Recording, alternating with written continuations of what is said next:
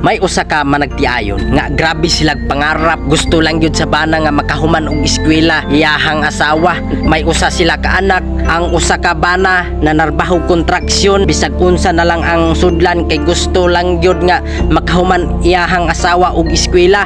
Sa dihang may trabaho ang usa ka bana naningkamot og taman para lang yun siyang pamilya para makatiwas og eskwela iyang asawa. Pero naabot yun ang time nga grabe niyang ipon, grabe niyang trabaho para makahuman lang yung eskwela. Sa dihang nakahuman ng eskwela iyang asawa, may graduate na pagkamaestra, naka-board na, nakapasar pag yun sa iyang pagpaningkamot. Pila ka tuig niyang pagpaningkamot na ay naabot. Pero shortcut nga pagka-istorya, iyang asawa nagbinuang radiay, nangabit, wala niya hunaw na ano.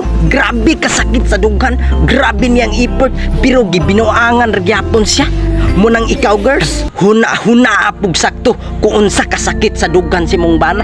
Girls, sayang ragyod ang effort si mong bana. Kung nakakita man ka ani ron, shoot out lang ko nimo. Ang mahay wala gauna, gasunod-sunod lang na nimo. Munang pagtarong na